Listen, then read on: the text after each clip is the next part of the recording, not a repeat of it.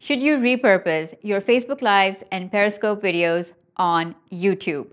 The short answer is no, but in this video, I want to tell you why you shouldn't do that and what to do instead. And I have answered this question so many times inside Facebook groups, so I thought it's time to make a YouTube video about it. Are you ready?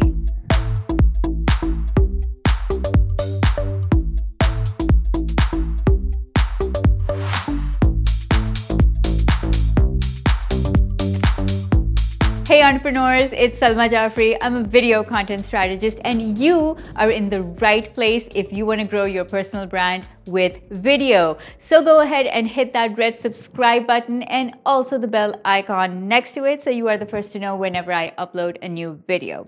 There seems to be a misconception that YouTube is like a repository, a dumping ground for all of your other videos that are shot on other platforms. So whether that's Periscope video or Facebook Lives or Instagram Lives, you can just take all of those videos and voila, put them up on YouTube, and that is gonna build your YouTube channel, you know, in some magical way. But no, that is not true. That's not how it works. And one of the big reasons why I wanted to make this video is I wanted to explain why not to do that, because every platform is different and also every audience is different. So let's get started on reason number one why you need to respect the platform and you need to respect your audience. So talking about social networks, each social network is different. For example, Facebook is a social engine.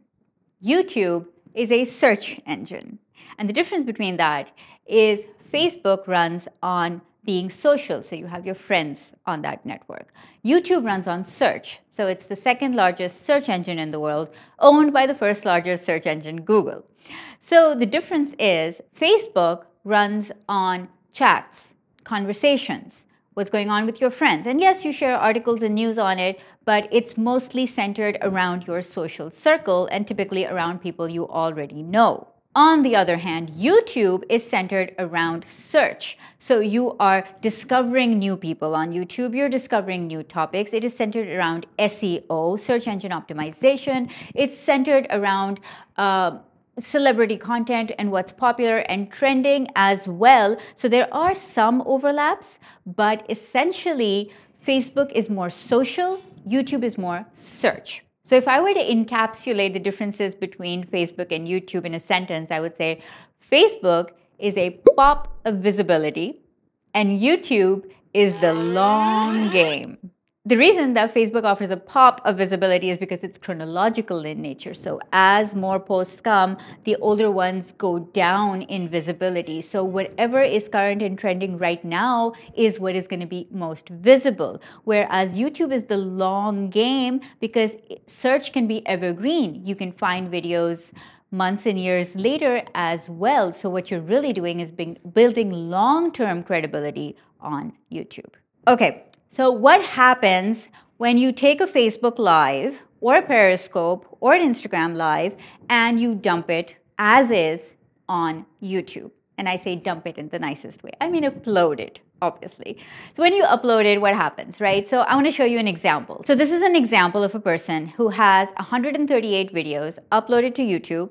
They are all live videos from other platforms, okay? He's got 16 subscribers.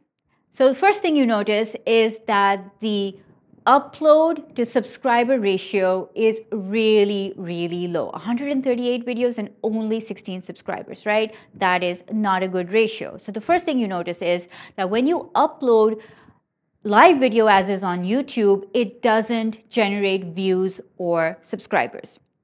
The second thing I want you to see in this screen grab is all those ugly black bars on the sides.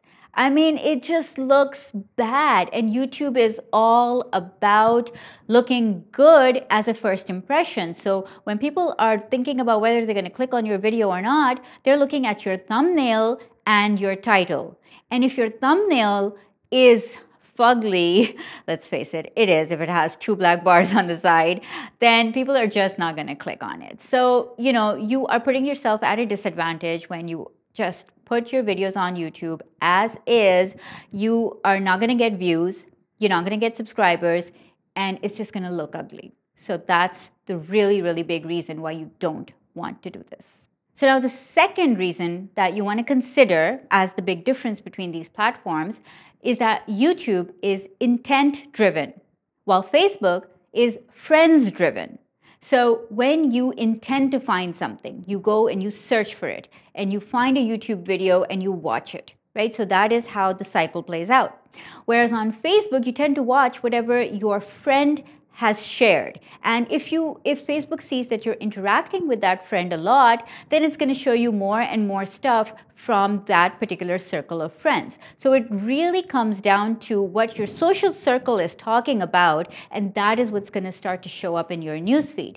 So as entrepreneurs and as marketers, what you need to remember at this point is that when you take your Facebook video, then that video might be suitable as a shared video, because if I upload it and I think my friends are gonna like it, then it will work, right? But on YouTube, it won't work because you don't have that social circle, you don't have that social proof happening for you, so people have to find it through search. And if it's not search optimized, then they're gonna either not click at all on it, or they're gonna click away really, really fast because it doesn't look good and it's not properly formatted for the YouTube platform. So that's something to remember when you are thinking about repurposing videos from one platform to another. So remember I said at the beginning of this video that you have to respect the platform and you have to respect the audience. So the third point is all about respecting the audience. And before I tell you what that point is, I want to make sure you stay tuned till the end of this video, because I'll show you what to do exactly and how to